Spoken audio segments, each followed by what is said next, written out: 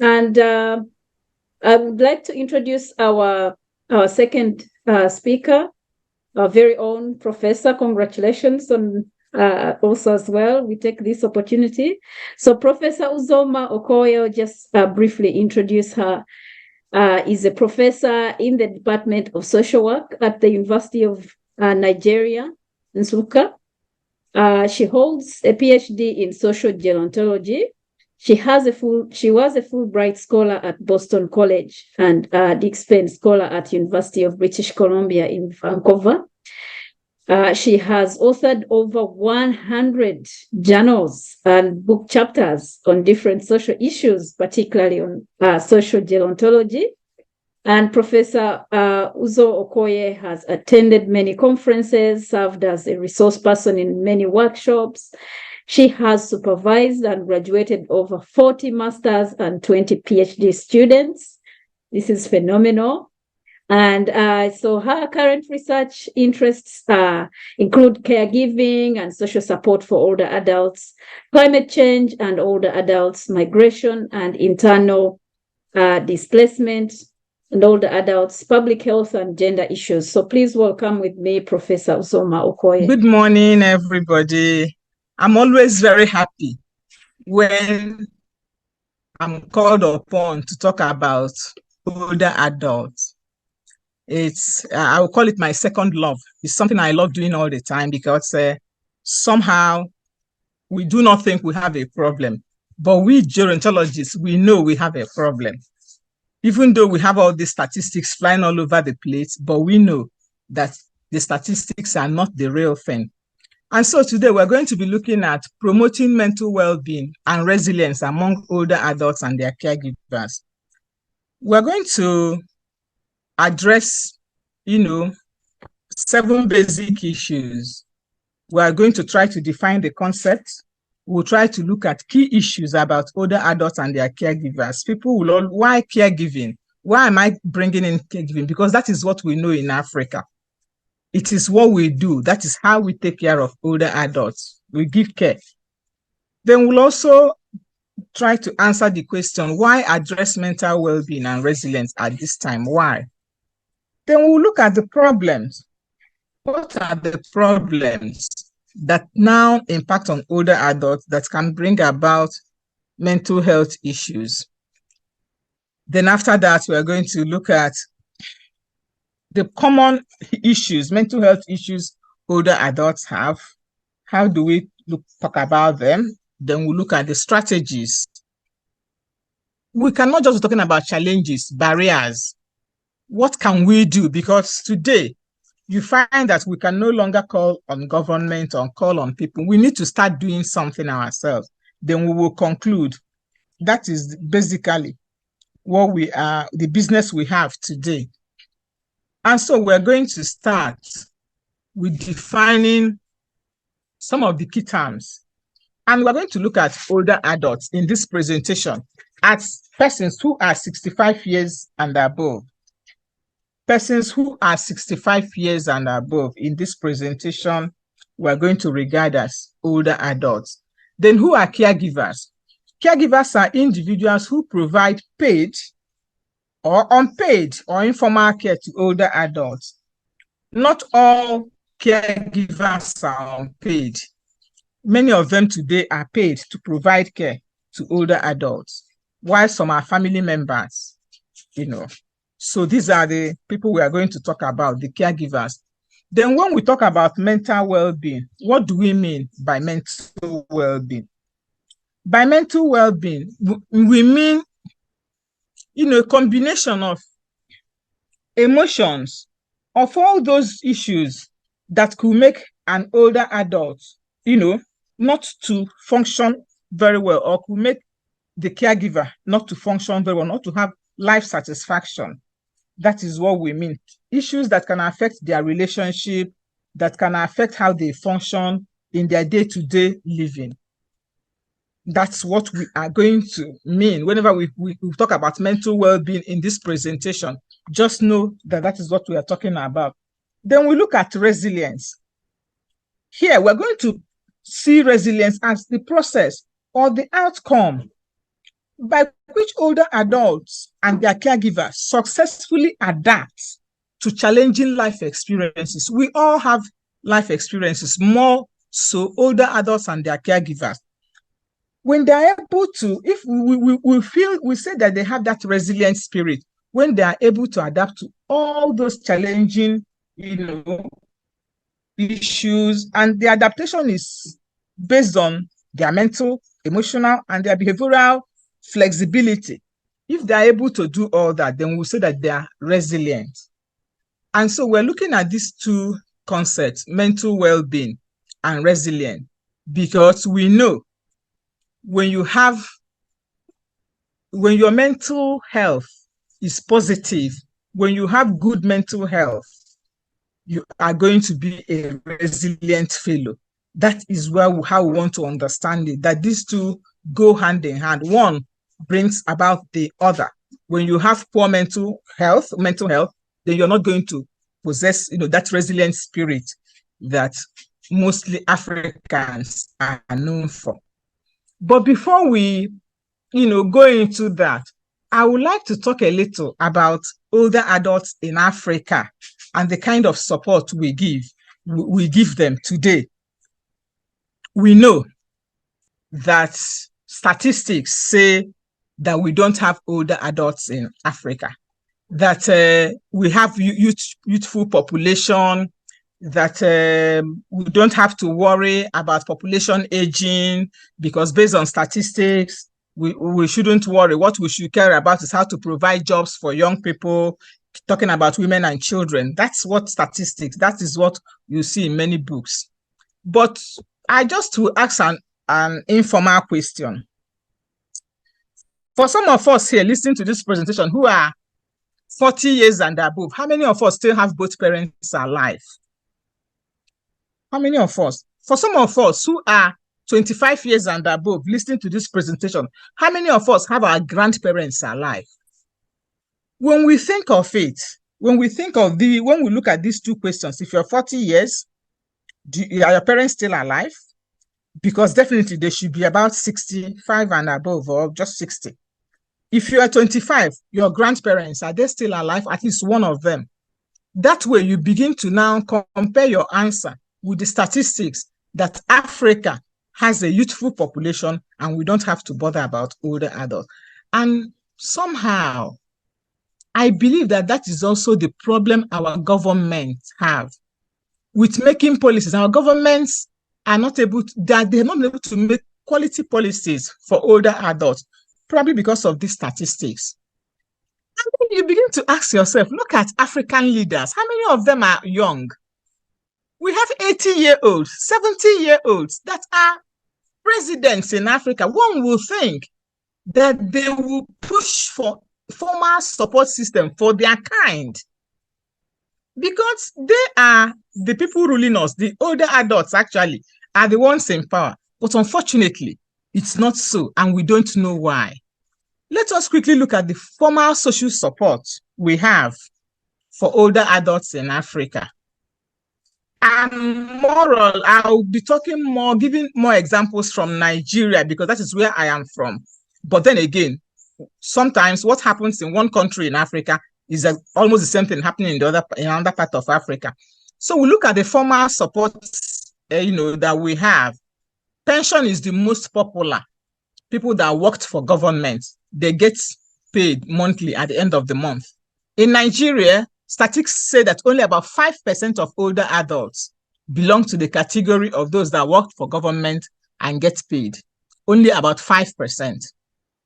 And unfortunately, many of older adults, the cohort that we have now, worked at the lower level because of the quality of education they had.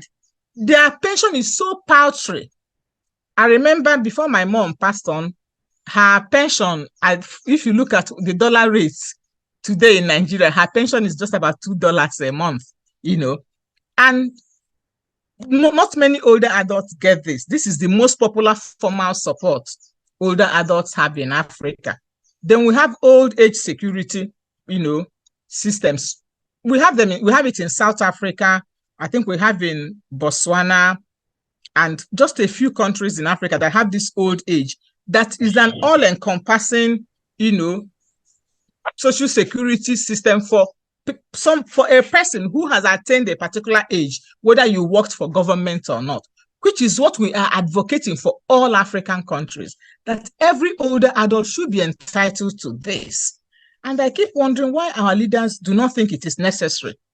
Then we have the health insurance. Is also not for all old, not, I think just about 1 or 2 countries in Africa have this compulsory health insurance built in their system for older adults.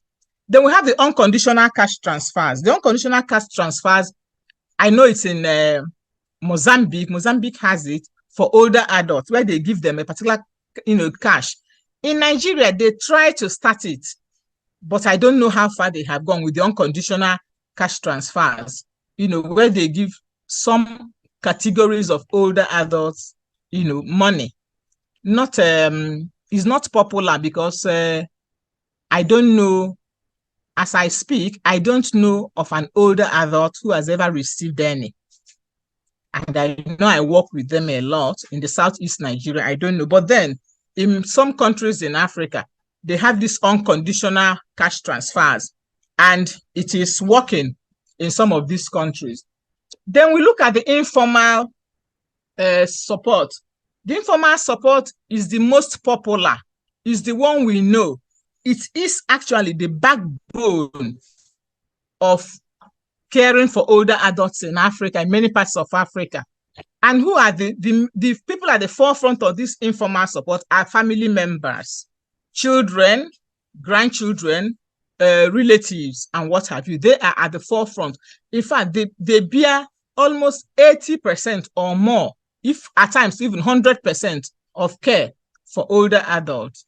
I have a father who is about 85 years old now, and I care for him 100% without any support from the government. Then we have friends and well-wishers of the older adults who sometimes during festivals or Christmas, they come with gifts and what have you. Then another group again that's coming up, and they're doing a lot for older adults in Nigeria and maybe elsewhere in Africa, the NGOs, the CBOs, community-based organizations, and faith-based organizations. These people, once in a while, do a lot for older adults in most communities in Africa. Then we have the philanthropists, people that are just said, okay, I want to help. I have seen a lot of them in Nigeria. During Christmas, they will give, if you're 70 years and above, come here and collect a bag of rice, to come and take a wrapper. Your children should come and take money and do stuff for you. It's becoming popular in Nigeria. People, philanthropy is trying to give some of this informal support to older adults. Then we have political patronage during electioneering campaign. We just had an election we had an election sometime in March. So before Christmas last year, older adults were in business because that is when they are remembered. All the people that want to run for one office or the other, they will bring them together, give them a bag of rice, share money, do this. And because they know they know that they are a force to be reckoned with when it comes to voting, many of them will go and stand in the line to vote. And so they look for them during elections. That is only when they remember them. And after that, they won't see them again until after 4 years. These are the popular, informal social support we have for older adults in many parts of Africa. But the mainstay of older adults in Africa are their families. Their families. Then we look at caregiving of older adults in Africa. Caregiving is mainly, is mostly informal. We don't have formal caregiving. It's mostly informal by family members, by friends. Because it is mostly informal, it is unpaid. However, because of the nature of, modernization, people are now going out to work. People are living far apart from each other. We're beginning to have paid caregivers. I remember before my mom passed, I had a series of paid caregivers that were coming, were helping to take care of her. However, many of these paid caregivers are untrained. So also the family, caregivers, they are untrained in the act of caregiving for older adults. People think that taking care of an older adult is what anybody can do. It's a specialized type of care. And if you don't know it, there is no way you will give the required care. And that is when problems of mental health, resilience, and so on will come to play. Because if you don't know what is required, if you don't know the mannerisms of older adults, how they think, how they reason, what they require, their feeding patterns, their nutritional needs, then it's going to be a problem. And many caregivers in Africa today do not have this information. They do not have this knowledge. And so it is a big problem. Because they are not trained, because they don't have the right information, they are under a lot of stress. They are under a lot of stress. Caregivers of older adults are under a lot of stress. Sometimes some of them they have their full-time jobs, especially if they are family members. If you're taking care of your mom or your dad or your aunt, nobody pays you for it. You have to go do your job and still come back and, still do that job. And so many of them are under a lot of stress. And when you are under a lot of stress, what happens? You can abuse the older adult without meaning to. Elder abuse sets in, depression on the part of the older adult who is being abused, and even depression on the part of the caregiver who is stressed up, and then a sense of guilt again. The caregiver who may shout at the older adult or may do one thing or the other may start feeling guilty. You have this sense of guilt that I'm not being fair, I'm not doing what I should do. But then again, they are helpless. And so I want us to understand this context, before we go into the discussion of what caregiving entails in Africa. Many of us know what I'm talking about because some of us live with our parents, or we know somebody, that knows somebody that has this kind of problem. It is a big issue. Even for those who are being paid, it's still a big issue because many of them are not trained. And so, why do we need to address mental well-being and resilience in older adults? Why? What is the whole idea? Why do we have to waste a whole 40 minutes talking about it today? Number one is that when people have positive mental well-being and they are resilient, they are able to, run away from other, mental health conditions like depression and anxiety. And we know that depression and anxiety can lead to a whole lot more. It can lead to suicide. It can even bring in more ailments, not just for the older adults, but for the caregiver. The caregiver who is depressed may not give the required care. And so we need to talk about it. When people have positive mental well-being, they are proactive in approach. They are reasonable. They do not attach meaning to things, and with that, they are strengthened to move through life challenges day by day. Another reason is that when you have positive mental well-being and you find that you are able to withstand life challenges and the things that come your way, adversities occur. Life is not straightforward. There may be losses, there may be bereavement and so on that's happening around you, both on the part of the caregiver and the older adult. And so if we are able to address this today and they understand, you find that it makes their recovery in terms of adversity easier, and even faster. When you have positive mental well-being, you become an autonomous individual. Even if you need help, even if you're disabled, you will find that you are able to carry out your daily living activities without much, dependence on people. Even your quality of life will improve simply because you have positive, mental well-being. And that is why we are talking about it today. Then again, when people have positive mental well-being and people are resilient, they develop a sense of, resilience in what they do. You find them not lashing out at people. You find people not being overly sensitive over nothing. When an older adult is overly sensitive, when they lash out, the whole house become tense. You will not be happy. They are not happy. You will not be happy. And most of the time, you may not even know what the problem is. And you find the whole situation tense. Mama is not happy. Children are not happy. Grandchildren are not happy. And what have you. And so we need to talk about this so that we have a home where everyone is happy and where all of us can coexist. So what are the problems that can impact on mental well-being and resilience of older adults and their caregivers? Number one is money. Financial problems. Money is never enough.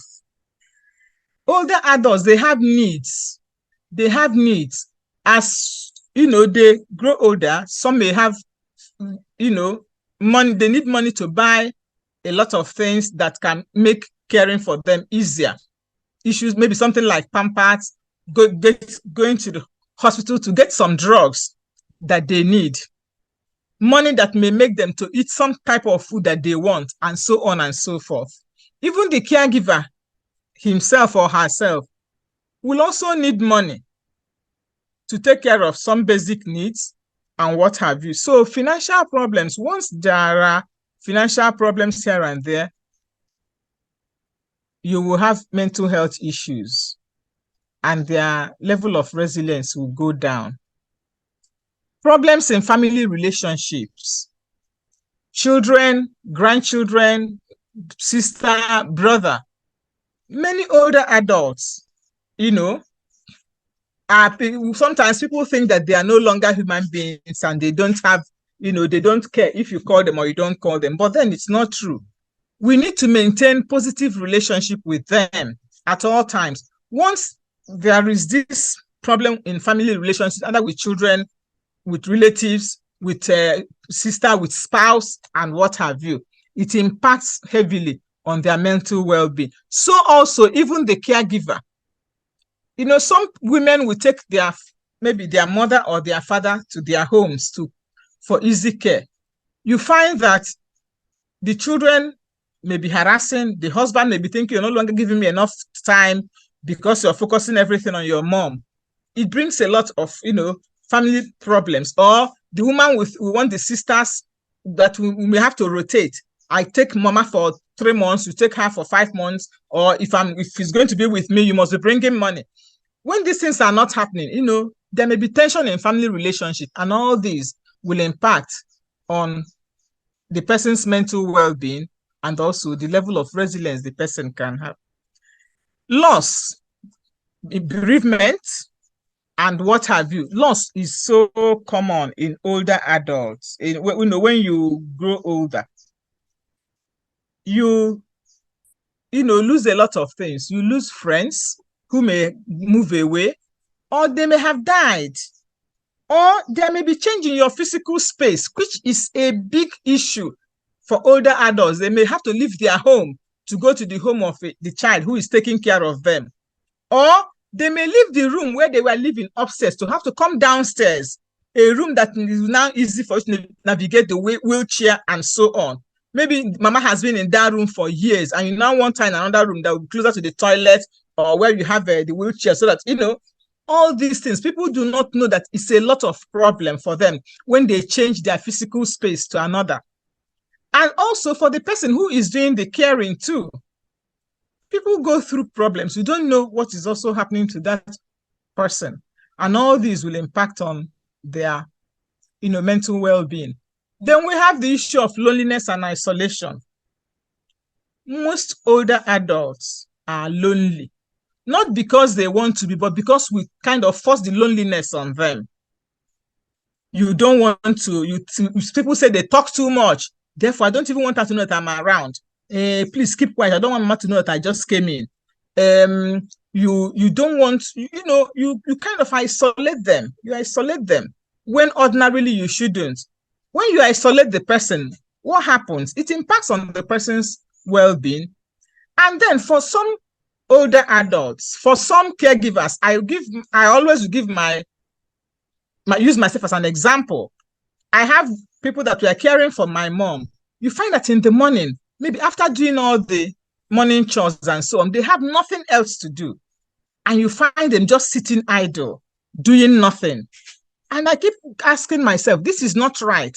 The person's life should not revolve around the older adult, because it makes for this loneliness and isolation. Maybe it is good after caring for mama, he should have like a second job or something the person will be doing. That way you can reduce loneliness and isolation. And even the caregivers themselves, especially paid caregivers or those who are caring, full time without having paid jobs. Then the last but not the least is the issue of health challenges. We cannot run away from health challenges for older adults or disability. Many of them are no longer active as they used to be. They can't jump, run like they want to. Some have hearing problems, eye problems, and what have you. This can be very frustrating. And if not well managed, it can impact on their mental well-being. You can imagine somebody who is not used to sending or calling. You can do things yourself. Now you must make call, you must call somebody. And for some caregivers are not very, they may be tired, they may not be very proactive. You may have to call them 4 or 5 times before they will answer you. And this can frustrate any person who is used to doing all these things by themselves. So there are many more reasons, but these are just the 5 that we know that are problems that can impact on mental well-being and resilience, in older adults and their caregivers. So, what are the barriers? We may want to help. You as a child, you as a friend, you may want to help, but there are also barriers that, can make this promoting mental well-being not easy. Number 1 is also money, finance again. You need money in order to make life beautiful. We need money in order to make life. Many of the older adults that are on pension, like I said before, their pension is nothing to write home about. Their children, who are the primary caregivers today, are struggling. They have their own immediate family to take care of. They have their children, school fees, rent, and everything. And that being the case, money may not be enough. And money is a big barrier to making sure that older adults have positive mental well-being. Then we have culture and religion. In African culture, we are told sometimes that you don't have to carry your problem outside. Manage it. Don't wash your dirty linen in public. You go to the church, the pastor will tell you, don't talk to people, just pray. Talk only to hear you, and because sometimes you need to tell somebody, you need to talk. By being able to talk to people, you are problems that may now help you to improve your mental well-being. But you find that our culture will say you don't have to tell anybody, or your pastor will say, pray, just keep praying, talk to God. God knows everything. God knows why this is happening. And that may be a big barrier to somebody even getting the needed help. The help, something that will help. There's also this lack of awareness of what really constitutes mental well-being. People don't even know what mental well-being is all about. They are not even aware, and they do not even think that it is important. Because if they are aware, and if they think it's important, there is no way, we will be having issues. Lack of awareness is a big issue, which is one thing social workers may really need to, look into. How do we create awareness that older adults have mental health issues? How do we create awareness? Because people think they don't have. The lack of access to mental health services. In many primary health care facilities where older adults attend, they don't have mental health services. It is just recently in Nigeria, for example, that the mental health bill was passed, and primary mental health now became part of the primary health care, but majorly it's not. And so when you go to nurse or to the doctor, the only thing that they want to talk about is if you have malaria or if you have waist pain or whatever. Nobody wants to know if you have been sleeping well, what are your thoughts, how have you been thinking. Sometimes also they are overworked, that they don't even have time to start talking to mama to caregiver, how are you? How are you? People don't know that how are you? It's a big question, because how are you means a whole lot to somebody who really wants to talk. The lack of trained social workers, even in the hospitals where we have the social work unit, many of the people there didn't study social work, at least in Nigeria.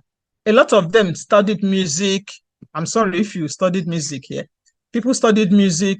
The best you will have is someone who studied sociology, or physical and health education, or guidance and counseling education. You hardly find trained social workers in some of these facilities. So even if the older adult is talking, who will understand what he's saying? So it's a big barrier. It is a very big barrier. Then the issue of stigma is also another barrier. People don't even want people to know that mama is behaving somehow, because they will say that there's madness in their family. Nobody wants to know. They will hide it. Even if mama is talking to himself, they won't want to go and seek help. They won't want to go and seek help. So also the caregiver will not want anybody to know that all is not well, because they will now say that he complains too much, or they will think that there's madness running in their family. It is a big problem. Stigma is a big issue whenever it comes to mental health problems. And people do not even know that many of this mental health issues we're talking about is not madness. It's not madness. People think that once you talk about mental health, it is crazy. The person is crazy. The person is mad, which is not so. Then the last but not the least is the absence of supportive family network. Many of us here, as family members of older adults, are not supportive as we should be. Mama is calling you to talk to you, say, Mama, I'm late, I need to get to work. Even to call on phone once in a week is very difficult. You don't want to call. Or when you call, you're in a hurry because she talks too much. Papa is just talking. He'll talk about what happened 100 years ago. What about it? Listen. And so these are all, because if you're able to listen, who knows? By the time the person finish, will talk and vent, things will be well. So it's a big barrier when families are not supportive the way we should be. But then again, many of them are not supportive because they don't even know. Many of them are not supportive because they don't even know. So these and many more are the barriers we have to even promoting this mental well-being and resilience we are talking about in older adults and their caregivers. And so what can we do? We cannot list out all these problems and not do something. What can we do? We have two sets of strategies, one for older adults, the other one for caregivers. But you find that when we're talking about older adults, again, caregivers can also benefit from some of the strategies we're talking about. And this strategy we're talking about is not meant for people in the moon. It is for us, probably as social workers, as children, as relatives, as government officials who can do something. It is for us to look at these strategies and see how we can implement it, how we can apply it in order to promote mental well-being and resilience among our older adults. The first one we're talking about is lack of modern and innovative mental health services in primary health care centers. We have primary health care center in almost every community in Nigeria today. But do we have, mental health service or even innovative mental health services like telehealth? I know that these days, you can just call an older adult on the phone. You have them set up phone, do WhatsApp call, the nurse can just call to find out how they are doing, and they can talk and talk and talk and talk. And that is part of treatment. Mama, how are you doing today? And so on. These mental health services are not available in our primary health care centers today. And we need them. It's a big strategy. If we have them, it can help. Even if the older adult is not able to go in, you can call on phone. The nurse can call on phone. You can call the doctor. I remember when my mom was alive, some days you just say, just call me my doctor. The doctor will say, put him on video. I want to see his face. Just after talking, they feel good. Even the one that is happening in the leg or in the arm and so on, you find the person feeling good. So we need to provide we need government, we need people that are in charge of primary health care centers where these older adults visit. We need to have mental health services, innovative ones, not really, something that can make life easier for everybody. Then secondly, I have said this over and over, and I'll keep talking about it, adult daycare centers and halfway homes. Adult daycare centers are very important in our communities, where the older adults can go out in the morning, come back later in the day. What does adult daycare center do? It's a big relief, a respite for the caregiver, who even have time to take care of themselves, or sleep, or go and plait their hair, or go and do their nails, or whatever. In the adult daycare centers also, the older adults will see older adults. They can talk, they can exchange ideas. They even begin to see that they are better off than older adults. I remember then, when my mom used to go for physiotherapy, any day she goes for the physio and comes back is usually a good day, because she will tell you, I saw people like I'm better than. Do you know that one man, they have to carry one man? Me, I'm even using my walking stick. Because she has seen people she's better than. She feels very, good and happy with life. And so we need these adult daycare centers where older adults can go out in the morning. Even for a fee, many children are ready to pay to get their parents out of the house, to see the world, to see other people. And like I'm advocating, these adult daycare centers need not be government. Individuals, businessmen can build this. After all, we have children daycare centers where they make a lot of money. When parents are going to work, they drop their children there. We can have that. People that want to make money, this is a big time business they can key in. Then also halfway home. Halfway home is where an older adult can stay for a maximum of 3 months. Maybe the child wants to visit somewhere. The caregiver needs to travel. You want to go somewhere. You put the older adult there for 3 months maximum. Remember, for example, in Nigeria has in its social welfare, policy that they don't fund institutions for older adults. Fine. Though I know that it is being overtaken by events. We need institution. But even if we don't have institution for older adults, can we have these halfway homes where an older adult can stay for 3 months? I know a family that ran into crisis because the woman was taking care of the mother and was not able to go for, there's what we call omugo. When your child gives birth, you need to go for like 3 months to stay with the child and then come back. She wasn't able to go because she was living with the mother.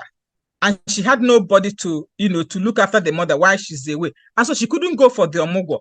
And the daughter was not very happy, was not happy with her at all. And it was became a big crisis. But if there's this halfway home, the mama can go there, stay for 3 months. By the time she's back from omugo, she will go back and take her mother. These are private business people can, get into.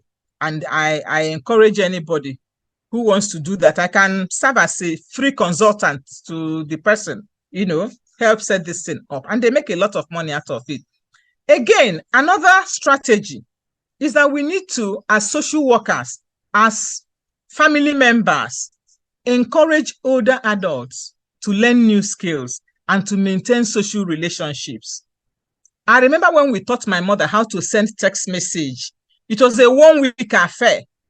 And at the end of 1 week, we succeeded. But it took her time, her energy. Everybody was involved in teaching her how to send text message.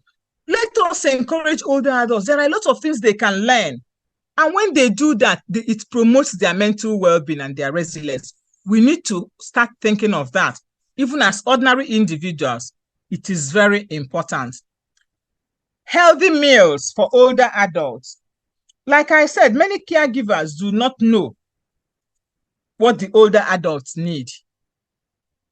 And even that sometimes food can affect somebody's mental health.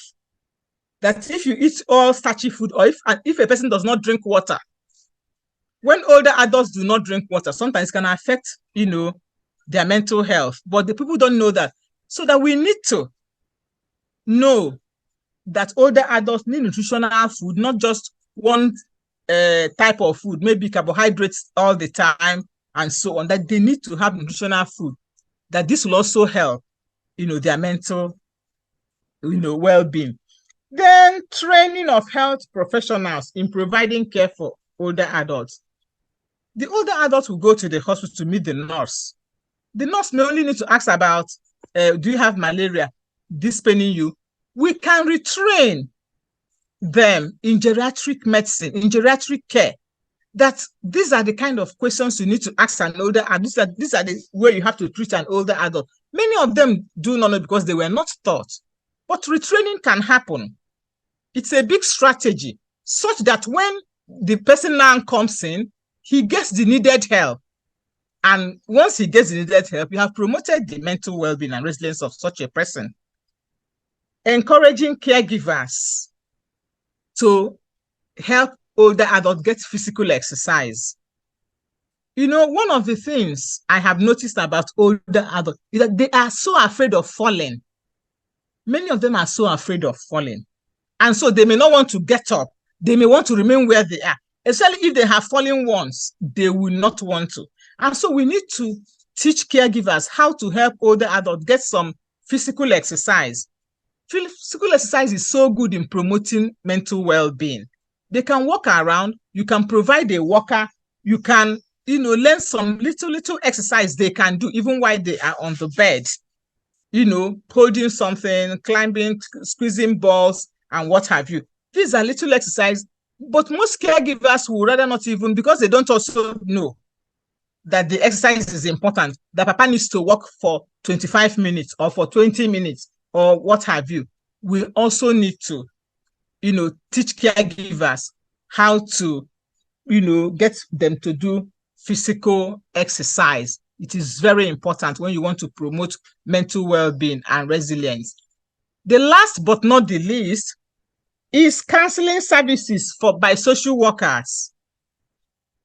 Many of us do not know that talking to an older adult, even for 5 minutes, can save a whole lot of problem.